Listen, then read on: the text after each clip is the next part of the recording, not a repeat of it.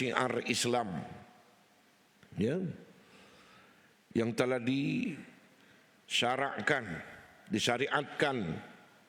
kepada kita, ya, allati yataqarrabu bihal muslimun ila Allah. Tujuannya ialah untuk menghampirkan diri dengan ibadah korban itu oleh umat Islam, ya, kepada Allah Subhanahu wa taala. Sebab itu dia mesti ditunaikan dengan penuh keikhlasan. Ya. Sebab apa? Tanpa keikhlasan sesuatu amalan itu akan ditolak oleh Allah Ta'ala. Sebab tujuannya adalah ibadat, menghampirkan diri kepada Allah. Bitaqdimi zabhi minal an'am, dengan jalan menyembelih haiwan ternakan, ya, al-an'am, mestilah binatang ternak yang 4 kaki, sama ada unta, lembu dan keturunannya, atau biri-biri, atau kambing, atau kibas. Yang tuan-tuan faham bagaimana al-an'am ini, binatang ternak? Maknanya ialah haiwan yang diternak, bukan haiwan yang liar. Kambing gurun contohnya ada. Kambing juga orang panggil ya. Tapi tuan-tuan pun jarang jumpa. Kalau di Batu Cave tu ada katanya, di atas bukit tu. Ya, saya pun pernah nampak. Ya. Di lereng-lereng bukit, tak jatuh pula tu. Itu kuasa Allah lah. Tanduknya panjang. Yang jenis tu walaupun kambing, tetapi habitat kehidupan dia liar, itu bukan al-an'am. Bukannya apa? Binatang ternak. Jadi tak boleh nak dibuat korban kalau jenis macam tu. Ada. Sebab itu mesti terdiri daripada haiwan yang diternak. Wa dzalika min awwali ayyami Aidil Adha hatta akhir ayyamit tasyrik. Yang demikian itu pelaksanaan korban ini maknanya daripada mula-mula hari Idul Adha, ya, sehinggalah akhir hari tasyrik. Maknanya mulanya penyembelihan korban itu adalah pada 10 Zulhijjah selepas solat fasalli, dalilnya li rabbika wanhar dalam surah Al-Kautsar itu, maka hendaklah kamu solat hari raya dulu. Maka kerana Tuhan kamu wanhar, dan kemudian sembelihlah korban. Itu perintahnya macam tu. Sebab itu lembu kerajaan ke, lembu katakanlah ada wakil rakyat bagi ke seko, ataupun mana-mana NGO ataupun mana-mana GLC beri lembu, kita pun pakat-pakat, tak apalah kita nak buat sup, nak buat sarapan pagi, bihun sup, kita sembelih dulu lembu ni. Sedangkan niat pihak-pihak tertentu itu ialah untuk buat korban, tapi kita sembelih dulu sebelum solat hari raya Idul Adha, itu tidak dinamakan sebagai korban. Sebab korban itu mesti sembahyang dulu. Tetapi dagingnya namun boleh dimakan, jangan silap hari bulan. Tak boleh makan, haram. Bukan. Daging tetap boleh makan, tetapi cuma tidak dinamakan sebagai korban. Sebab itu kalau ada lembu kerajaan diberi kepada mana-mana masjid, niat pihak kerajaan adalah untuk korban, maka sunat kita bagi pihak masjid menamakan 7 orang. fakir miskin atau jawatan kuasa masjid secara bergilir, atau fakir miskin 7 orang secara bergilir, itu lebih afdal. Ya, kemudian dagingnya pun diagih-agih macam biasalah. Ya, 3 kilo untuk yang dinamakan itu, dan selainnya untuk fakir miskin dan juga untuk orang awam. Itu yang dikatakan pelaksanaannya mestilah ya, min awwali ayyami Idul Adha, pada permulaan hari raya Idul Adha ini 10 Zulhijjah, hatta akhir ayyamit tasyrik, sehinggalah habis hari tasyrik 13 Zulhijjah sebelum maghrib. Itu wa ya min sya'airil masyru'ah wal mujma' alaiha, dan ia adalah merupakan sebahagian daripada kebesaran Islam yang disyariatkan, walaupun asalnya adalah peristiwa Nabi Ibrahim dan Nabi Ismail alaihimassalam, tetapi hasil daripada peristiwa itu Nabi Muhammad sallallahu alaihi wasallam telah syariatkan kepada kita umat Islam, ya, wal mujma' alaih, ya, dan juga telah disepakati, ya, ibadat tersebut oleh para alim ulama. Wahya sunnatun muakkadatun, dan hukumnya adalah sunat muakkadah.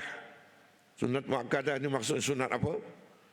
Sunat yang diberatkan atau sunat yang dituntut kepada mereka yang mampu. Ramai orang mampu hari ini, tuan-tuan, perempuan, cuma dia tak buat.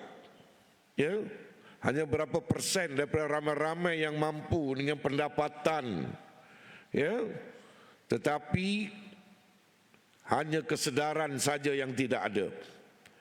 Lebih suka menggunakan harta tersebut untuk melancong, untuk piknik, untuk makan-makan besar, ya, belanja besar. Sedangkan perkara yang disyariatkan ini dia tak laksanakan. Nanti ada perbahasan ulama nanti, ya, hukumnya apa? Mampu tetapi tak buat. Itu. Wa ya sunnatun muakkadatun lidai jami'i mazahib ahli sunnah wal jamaah al-fiqhiyah asy-syafi'iyah wal hanabilah wal malikiyah, ya, di sisi kebanyakan mazhab ahli sunnah wal jamaah fiqh yang dinisbahkan kepada fiqhiyah, yakni kita mazhab kita Syafi'i, Syafi'iyah maknanya mazhab Syafi'i, wal Hanabilah Imam Hambali, wal Malikiyah dan Imam Malik Maliki. Itu dihukumkan sunat muakkadah, 3 mazhab ini. Kalau berdasarkan mazhab Hanafi dikata wajib. Nasib baiklah kita ni sunat muakkadah. Ada? Kalau kena mazhab Hanafi jadi wajib. Walaupun kita mazhab kita sunat muakkadah, tetapi sangat digalak sebab sunat yang dituntut bagi yang mampu. Itu dari sudut definisi korban berdasarkan kitab inilah, ya. Dan mestilah ia dilakukan ikhlas kerana Allah Subhanahu wa taala. Ya, firman Allah dalam surah Al-Mulk, alladzi khalaqal mauta wal hayata liyabluwakum ayyukum ahsanu amala wa huwal azizul ghafur. Dialah yang telah mentakdirkan adanya mati dan hidup kamu untuk menguji dan menzahirkan keadaan kamu. Siapakah di antara kamu yang lebih baik amalannya, dan Dia Maha berkuasa membalas amal kamu, lagi Maha pengampun bagi orang-orang yang bertaubat. Disebut ayyukum ahsanu amala, ya. Sebab itu mesti dilaksanakan secara ikhlas. Sebab menurut ulama Fudail bin Iyad radhiyallahu an, ya, maksud amalan yang lebih baik ahsan ini ialah yang paling ikhlas dan paling benar. Ikhlas dan benar. Lalu anak-anak murid atau masyarakat sekelilingnya tanya kepada Fudail. Nama gelaran Fudail ini Ali. Jadi ditanya, wahai Ali, ya, apakah yang dimaksudkan dengan paling benar dan yang paling ikhlas? Ditanya begitu. Lalu Fudail menjawab, sesungguhnya amal itu apabila dikerjakan dengan ikhlas tetapi tidak benar, dan saya tidak akan diterima amalannya. Sebaliknya juga, apabila amal itu dikerjakan dengan benar tetapi tidak ikhlas, juga tidak akan diterima amalannya. Sehinggalah amal-amal itu dikerjakan dengan ikhlas dan benar serentak. Contoh ada, kita sembelih korban, ya, memang disembelih oleh orang Islam pada nampak zahirnya. Kemudian syaratnya putus urat halkum dan juga urat merih, semua sekali putus, ya. Tetapi dilaksanakan bukan kerana Allah, yang tu kefiatnya betul, tetapi dilaksanakan dia niat dalam hati dia kerana menyembelih, ya, kerana nak buat ancak, contoh tak, untuk sembahan dewa ataupun jin, ya, dah tak diterima oleh Allah Ta'ala. Ataupun disembelih bukan ikhlas, tetapi kerana nak menunjuk-nunjuk bahawa aku tahun ini korban, tak diterima walaupun pelaksanaannya itu nampak macam betul, tetapi niatnya tidak ikhlas, pun tak jadi juga. Ataupun kita ikhlas setulus-tulusnya, tapi pelaksanaannya itu tak betul, beli daripada duit haram, ya, ataupun pelaksanaannya itu, ya, bercanggah dengan akidah ataupun syariat. Bercanggah dengan akidah, tadi itu contohnya bila sembelih bukan kerana Allah tetapi sembelih kerana dewa-dewa atau jin, ya, ataupun beli lembu itu daripada duit curi, duit rompak, ya, kerana tak nak malu, dia pun curi harta sekian-sekian dan dibelikan lembu. Jadi kedua-duanya itu ditolak oleh Allah Ta'ala. Sama macam solat kita lah kan, ibadat solat. Ikhlas macam mana sekalipun solat, tapi tak wuduk. Tu kan ada cerita budak tu jadi imam, dia tarik kanan kiri, tengok tak ada orang balik. Ada budak tu, dia tarik ke depan jadi imam. Dia pun jadi imam lah. Sedap pula suaranya. Lepas solat, Assalamualaikum, Assalamualaikum. Tak sangkalah suara adik ni sedap. Dia menjawab apa? itu setara tak ada wuduk, Pak Cik. Astagfirullah. Setara tak ada wuduk, sedap macam tu. Kalau ada wuduk, lagilah sedap. Macam mana ikhlas dia solat pun, apabila tak ada membetuli syarat, wuduk pun tidak, macam mana nak diterima oleh Allah Ta'ala? Tu yang dia kata ikhlas macam mana, tetapi apabila tak betul, tak benar, ditolak. Sebaliknya macam tu juga, ya, tak ikhlas, buat betul kefiat cara apa semua, tetapi tak ikhlas juga ditolak. Itu daripada pengertian ayat surah Al-Mulk ayat yang kedua tadi. Dan ketiganya, kita bahas dari sudut ikut sunnah, ya.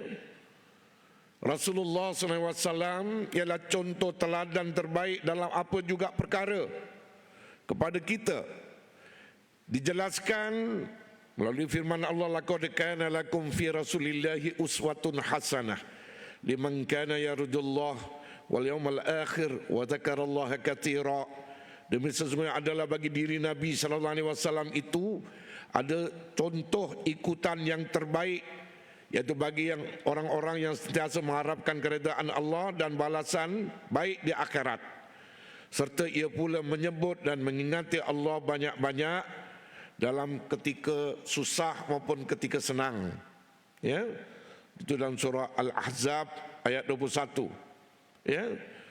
Oleh itu sewajarnya tuan-tuan dan puan sekalian, dalam melaksanakan ibadah korban bersempena dengan perayaan ini, Idul Adha, kita sedaya upaya berusahalah mencontohi sunnah baginda sallallahu alaihi wasallam. Sabda Nabi, inna awwala ma nabda'u bihi fi yaumina hada an nusalliya summa narji'a fananhar. Man fa'ala dhalika faqad asaba sunnatana wa man zabaha qabla an yusalliya fa innama huwa lahmun ajjalahu li ahli laisa min nusuk fi syai'. Sesungguhnya perkara pertama yang kita mulakan pada hari Idul Adha ialah solat, ya, sesuai dengan dalil dalam surah Al-Kautsar, fasalli, maka hendaklah kamu solat Idul Adha terlebih dulu. Dan disokong dalam hadis ini yang Nabi sebutkan, hendaklah kita solat dulu. Wanhar, ya, li rabbika, hendaklah kamu solat kerana Tuhan kamu. Wanhar, dan apa, sembelihlah korban. Dan dalam hadis ini dia disebutkan an nusalliya summa narji'a fananhar, sebagai satu pengukuhan kepada dalil Quran itu tadi. Kemudian lepas sembahyang menyembelih korban. Oleh itu sesiapa yang melakukan sebegitu, dia telah menepati sunnah kami, kata Nabi. Sesiapa yang menyembelih sebelum solat, sesungguhnya sembelihan itu hanyalah menjadi daging untuk diberikan kepada keluarganya atau sebagai sedekah, bukan termasuk binatang korban. Itu riwayat Muslim hadis ni. Sebab itu dinamakan korban, mestilah disembelih lepas sembahyang. Sebelum sembahyang boleh makan, tapi bukan dinamakan sebagai korban, ya. Dan ibadah korban ini, kalau kita tengok dalil dalam surah Al-Hajj ayat 36, wal budna ja'alnaha lakum min sya'airillahi lakum fiha khair fadhkuru smallahi 'alaiha shawafa fa iza wajabat junubuha fakulu minha wa at'imul qani'a wal mu'tar kadzalika sakharnaha lakum la'allakum tashkurun.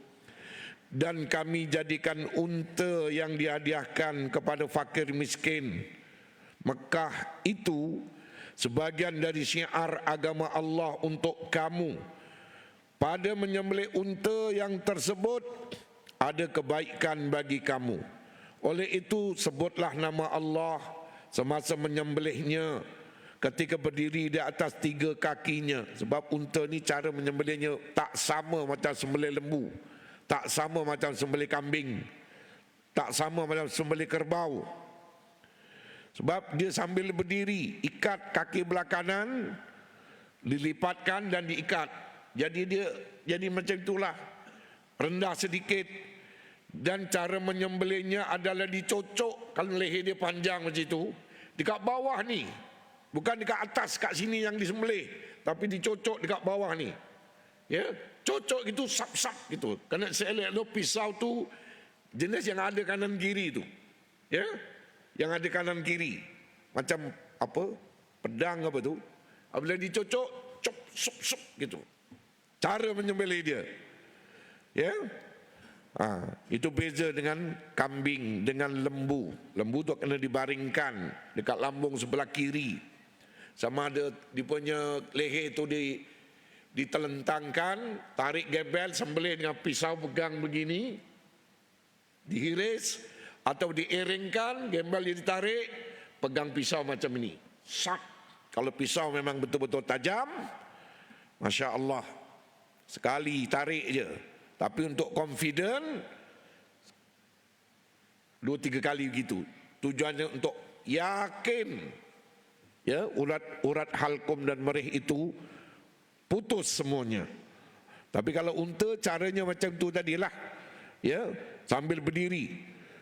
Maka apabila ia tumbang serta putus nyawanya, makanlah sebahagian daripadanya dan berilah bahagian yang lain kepada orang yang tidak meminta dan orang yang meminta. Sebab itu kalau berdasarkan ayat ini, para alim ulama telah membahaskan bahawa daging korban hendaklah dibagi 3. 1/3 untuk orang yang menjadi peserta korban. Sebab disebut tadi, makanlah sebahagian daripadanya. Ya, wa'at imul qani'a wal mu'tar fakulu minha wa'at imul qani'a wal mu'tar. Itu dalil dari fakulu minha. Makanlah sebahagian daripadanya, mana 1/3. Dan berilah sebahagian yang lain kepada orang yang tidak meminta. 1/3 lagi untuk orang awam, termasuk yang kaya pun boleh untuk makan daging korban. Dan 1/3 lagi untuk yang meminta, fakir dan miskin. Sebab itu kalau seekor lembu 7 orang, ya tak, yang share, katakan pengurusan tetapkan 3 kilo untuk satu kepala, satu nama, satu peserta, kali 7 bermakna ada 21 kilo. Dan seharusnya kalau bagi 3, kadang-kadang ditimbang semua daging tu, tapi nak mudahnya 3 kilo tu bagi dulu. Kali 7, 21 kilo. Dan semestinya untuk bahagian fakir dan miskin itu mestilah sekurang-kurangnya 21 kilo mesti diasingkan, jangan dicampur semua dengan untuk pemberian orang awam. Sebab itu hak bagi orang yang meminta, maksudnya adalah fakir dan miskin, asing. Ini hak fakir miskin.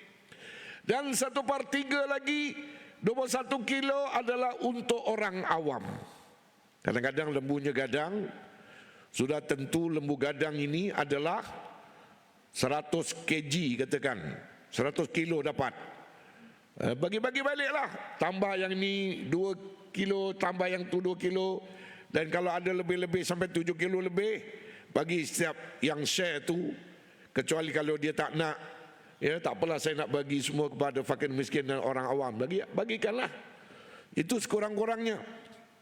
Ya. Dan cara pembahagian untuk yang share ini kalau lembu itu ditakyin, biasanya kalau pengurusan masjid-masjid dan surau, dia akan takyinkan ataupun ditentukan lembu A namanya ini 7 orang lembu A.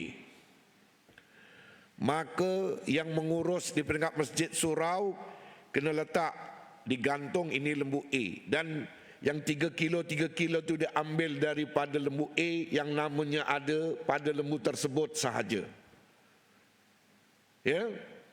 Lagi-lagi kalau memang ada seorang yang bagi lembu gadang besar tak sama saiz macam lembu-lembu biasa, itu lagilah jelas takyinnya lembu ini.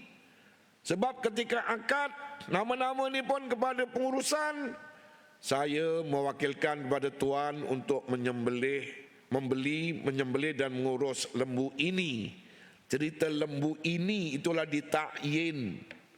Dan kita pun dah tentukan lembu A namanya 1 hingga 7. Jadi itu takyin maknanya.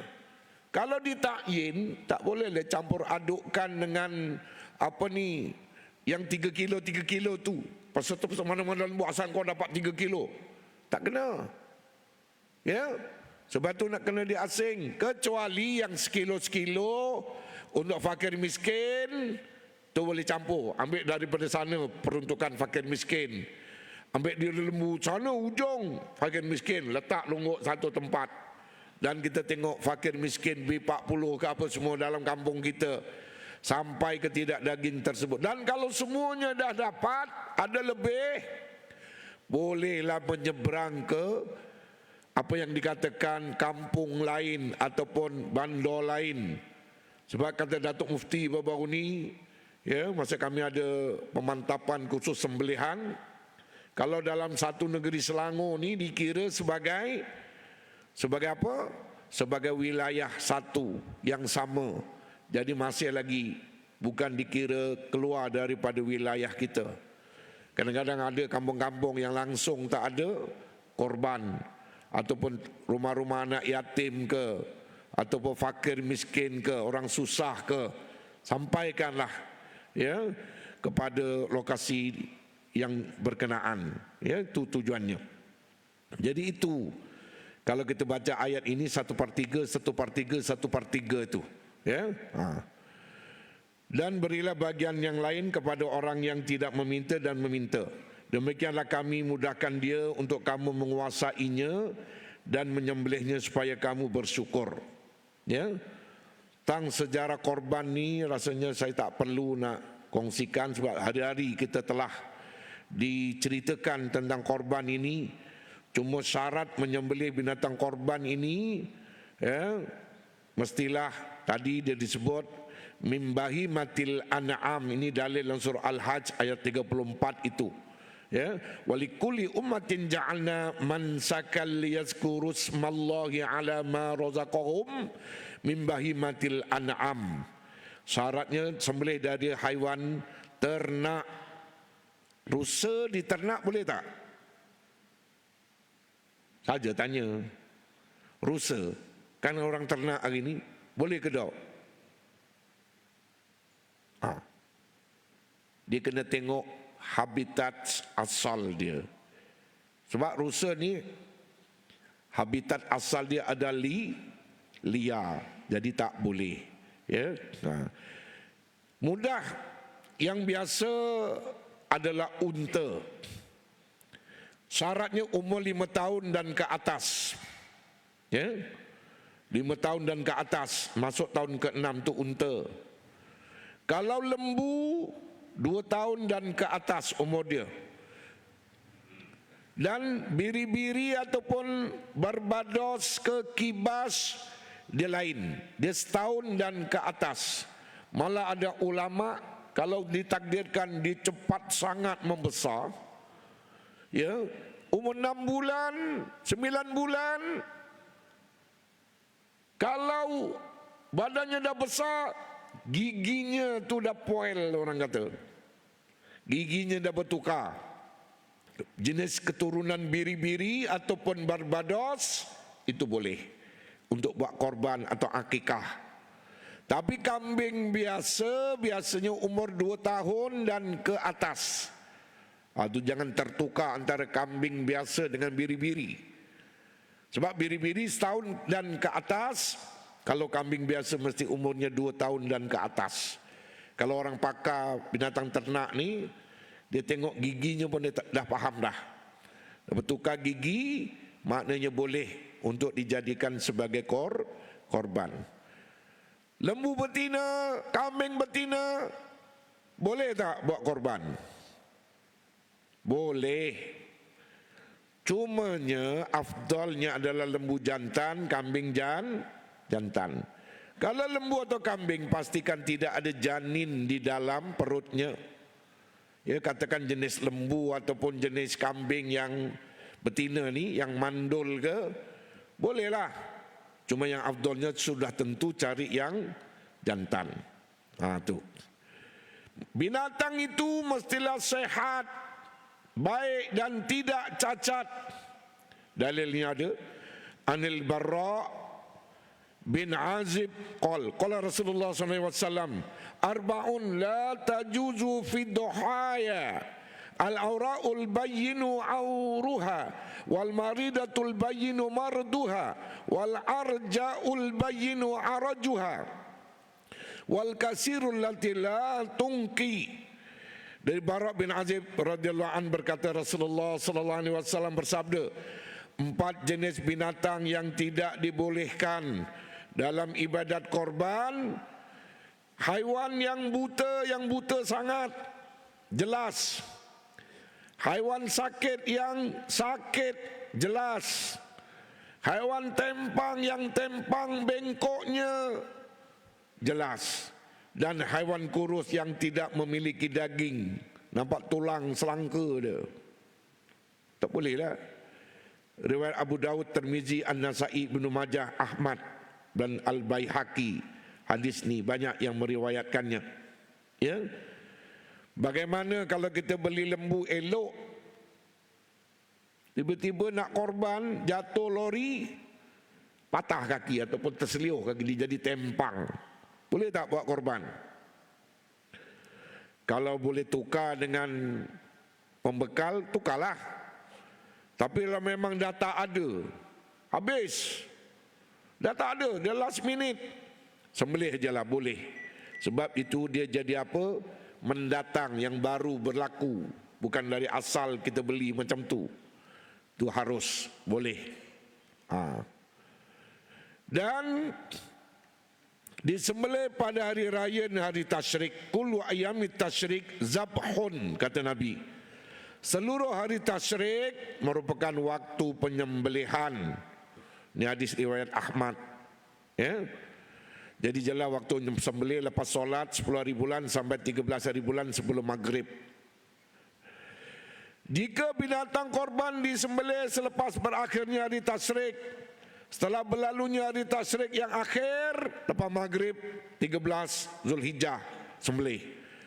Sembelihan itu tidak dianggap sebagai korban. Awal sebelum solat hari raya pun tidak dinamakan sebagai korban. Begitu juga selepas daripada hari tasyrik lepas maghrib 13 hari bulan juga tidak dinamakan sebagai korban. Kerana dilakukan setelah berlalu masa yang diharuskan atau sebelum masa yang diharuskan. Jadi tak boleh.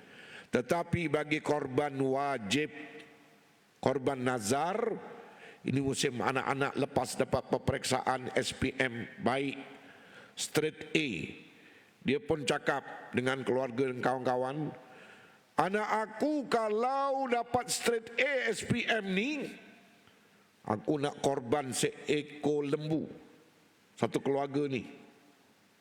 Maka jadilah korban itu korban wajib, korban nazar. Kalau korban nazar tadi yang masih belum disembelih di dalam waktunya yang diharuskan, 10 hingga 13 Zulhijjah, sehingga habis masa, tentu wajib menyembelih binatang itu walaupun di luar waktu, dan sembelihan itu dikira sebagai qada. Sebab dia kait apa? ini. Dia kata, kalau anak aku dia dapat straight A dalam peperiksaan SPM ini, dia kata ini. Lainlah kalau dia kata, kalau anak aku dapat straight A dalam peperiksaan SPM ini, nanti bila-bila raya korban aku nak sembelih seekor lembu. Itu dia tak tentukan. Kan, bila-bila korban, mungkin tahun depan dia ada rezeki, tahun berikutnya. Tapi kalau dia kata, kalau anak aku dapat straight A dalam peperiksaan SPM ini, aku nak sembelih ni lembu, korban ni. Kalau macam itu, tiba-tiba ada musyakoh apa entah, dah terlewat sampai habis 13 Zulhijjah, barulah ada orang yang boleh menyembelih ataupun ada bekalan lembu, dia kena sembelih. Sebab dikira sebagai qada itu dari sudut hukum, dan boleh merujuk dalam kitab I'anatut Talibin. Kitab I'anah ada perbahasan sedemikian. Dan perkara sunat yang harus dilaksanakan bagi yang menyembelih ataupun bagi yang syekh. Maknanya bermula 1 Zulhijjah hinggalah disembelih haiwan itu, dia tak boleh nak gunting rambut, cukur apa-apa jenis bulu-bulu, potong kuku. Saya ni sebab awal itu tak, dia tengok kuku saya panjang. Sebab berdasarkan hadis Nabi SAW, jika telah masuk 10 hari pertama bulan Zulhijjah dan salah seorang antara kamu semua ingin menyembelih korban, janganlah memotong rambut dan kukunya walau sedikit. Riwayat Muslim ni hadis ini dalam Sahih hadis nomor 1977. Jadi larangan memotong rambut ini termasuk juga mencabut, walaupun mencukur atau apa-apa cara boleh menghilangkan segala jenis rambut dan bulu. Bagi mereka yang sengaja maupun tidak sengaja memotong kuku ataupun potong rambut, cukur rambut, bulu-bulu ni semua, sebelum melaksanakan ibadah korban, memadai dia memohon keampunan kepada Allah dengan bersungguh-sungguh. Dia mohon ampun dan taubat, dia tidak dikenakan fidyah, tak ada kena fidyah pun, atau kena bayar tebusan atau denda, tak ada. Cumanya kalau diminta ampun ni, dia sebenarnya agak berat jugalah, nak kita kena jaga dan pelihara. Tu sebab hukumnya adalah makruh. Ada sebagian ulama kata makruh tanzih, makruh yang dicela. Kemudian sunat seekor unta atau lembu dibagi kepada 7 nama. Itu berdasarkan hadis daripada Jabir bin Abdullah. Kunna natamatta'u fi ahdi Rasulillah sallallahu alaihi wasallam nazbahul baqar an sab'ah wal jazura an sab'atin nastariku fiha. Kami pernah menyembelih haiwan korban bersama Rasulullah SAW ketika di Hudaibiyah. Seekor unta untuk 7 orang dan menyembelih lembu untuk 7 orang bersama-sama Rasulullah SAW. Adapun kambing seekor adalah untuk 1 orang saja. Mana afdal? Kambing seekor dengan unta atau lembu yang dibagi 7? Afdal kambing seekor. Nak afdal lagi, maknanya seekor lembu seorang, seekor unta seorang, itu lagi afdal lah. Atha bin Yasar pernah bertanya kepada Abu Ayyub Al-Ansari tentang cara berkorban pada zaman Nabi SAW. Lalu Abu Ayyub menjawab, dulu seorang berkorban seekor kambing untuk dirinya dan keluarganya, lalu mereka memakannya dan membagikannya kepada orang lain. Ini. Dan kemudian sunat melaksanakan ibadah korban di tanah lapang. Kalau kita di masjid dan keliling kelalang masjid lah gamuknya. Dan kalau kita yang berkorban tu boleh menyembelih sendiri haiwan korban, maka sembelihlah. Tapi kalau tak boleh, suruhlah Pak Imam menyembelih. Biasanya sekarang ni dah ada straight sikit daripada halal jaiz. Ya, yang nak menyembelih tu kena ada tauliah menyembelih. Macam saya ada tauliah menyembelih. Ya, dan saya juga beri kursus sembelihan. Cuma hari ini sepatutnya ada, tapi ada arar melintang ditangguhkan. Tapi 2 minggu berturut-turut, ya, saya memang buat, ya, di Kota Damansara, di Masjid Islam Kolej Darul Ihsan, Islam apa? Darul apa ni? MKIM. Ya, Kolej Islam, Masjid Kolej Islam. Ya, hari itu kita dah buat, dan nak menyembelih kena ada tauliah menyembelih. Ya, tapi kita buat kursus ini bukan untuk komersial, sebab nak dapat tauliah menyembelih tu kena ada peperiksaan. Ya, sila-sila hari bulan tak boleh menjawab. Sebab pemeriksaannya tu boleh tahan jugalah. Ya. Itu sebabnya nak kena pasti yang menyembelih itu tahu betul-betul berkenaan hukum menyembelih, bukan hanya siapa-siapa boleh sembelih. Ya. Afdal tak afdalnya tu nak kena tengok. Ya. Menyembelih mestilah dengan pisau yang tajam, ya, yang disebut wa iza zabahtum fa ahsinu zibha atau zabha. Ya. Apabila kamu menyembelih, maka perelokkanlah olehmu sembelihan kamu. Itu maknanya dengan pisau yang tajam. Dan sebelum menyembelih, santuni elok-elok lembu, beri makan, minum. Dan kalau tumbangkan pun dah diikat. Memanglah kalau ikut hadis sunatnya, kaki kanan satu tu tak payah diikat. Kadang-kadang terlebih terlajak dia nak ikut sunnah, keselamatan diri dia tu dia tak tengok. Itu yang apabila satu kaki tu tak diikat, 3 kaki diikat, memanglah ditindih. Tetapi ketika dia rasa sakit nak disembelih tu, kaki kanan dia flying kid yang menyembelih terpelanting dia. Jangan main-main. Sebab itu bagi kita, ikat semua kaki, dihimpun, dipegang elok-elok dengan orang yang gadang-gadang, terutama yang pegang kepala tu orang yang gadang sikit, supaya dia tidak bergerak. Bahaya. Kes di Johor dulu, seorang imam muda sembelih, mungkin dia first time ke, baru nak belajar pisau, memang tajam sangat, terpotong sini ni, seluas-luasnya, meninggal ustaz tu.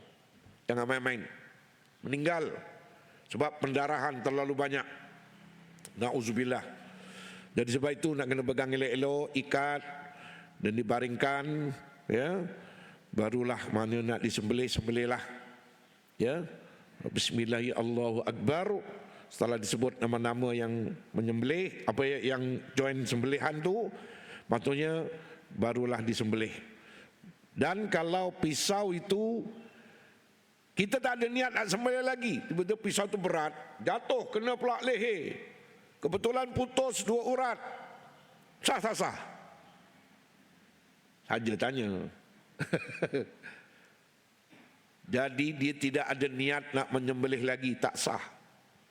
Sebab pisau tu jatuh, tiba-tiba macam zing daripada atas bangunan jatuh, kena pula terpacak, cup dekat leher lembu, putus 2 urat, halkum dan merih, juga tak boleh dikatakan sembelihan. Ya, sebab itu kena niat menyembelih mesti. Itu di antara beberapa perkara lah. Dan perkara yang dilarang dalam sembelih korban ini, jangan upah penyembelih atau yang rewang-rewang dengan daging atau dengan tulang atau dengan ekor lembu, dengan kepala lembu. Sebab itu daging korban adalah hak yang share. Kalau yang share ini beritahu Pak Imam, ya, bahawa ini daging tulang-tulang ni saya hadiahkan kepada yang buat kerja, itu selesai. Sebab itu yang share ni kena cakap macam itulah. Dan yang tak dapat jangan datang jumpa pengurusan dituntut, aku mana tak dapat tulang pun, seolah-olah macam hak dia, ataupun dia wajar diberi upah tulang lembu apabila dah buat rewang. Bukan, dia tak boleh beri rewang. Kalau nak bagi upah kepada penyembelih, ambil duit lain kan, ataupun seekor lembu tu biasa dengan pengurusan kos tu, akad dia macam tu, dia pun setuju. RM850 dengan kos pengurusan. Diambillah RM50 daripada seekor lembu tu untuk upah kepada yang menyembelih contohnya, itu boleh. Asal jangan diupah dengan daging, dengan kepala, dengan ekor, dengan tulang, tu begitu. Ya, keadaannya. Ya. Dan kalau seekor kambing, dia kalau korban saja, kalau akikah saja. Dia tak boleh, ini kambingku untuk akikah dan sekaligus dengan korban, tak boleh. Tapi kalau dalam seekor lembu 7 nama, 5 nama untuk korban, 2 nama untuk akikah, itu boleh. Ya, yang tak boleh seekor kambing tu, ini untuk korbanku dan untuk akikah cucuku, tak boleh. Salah satulah macam tu, ya. Dan kalau tengok hikmah korban tu terlalu banyaklah, tuan-tuan puan sekalian, untuk mendekatkan diri kepada Allah Subhanahu Wa Taala, ya, untuk murahkan rezeki kita dan juga untuk beri makan orang susah, fakir dan miskin, keutamaannya, ya. Dan untuk apa? Keampunan dosanya. Sebab itu orang yang share ni sunat datang tengok kalau disembelih, sebab nak tengok darah yang menitik kali pertama jatuh ke bumi, itulah diampunkan dosanya insya-Allah. Ya, itu sebab dia sunat kita datang tengok, ya, ketika disembelih. Itulah sedikit sebanyak mulang kaji kita lah. Sebab ibadat ini tiap-tiap tahun kita buat. Jadi mudah-mudahan ibadat kita ni diterima oleh Allah Subhanahu Wa Taala. Ya, mudah-mudahan bertambah rezeki bagi mereka yang mengorbankan hartanya, manifestasi daripada ibadat korban, dia pun mampu berkorban untuk agamanya insya-Allah. Ya, sekadar itulah perkongsian kita. Aqulu qauli hadza wa astaghfirullahal azim li wa lakum. Assalamualaikum warahmatullahi wabarakatuh. Ya.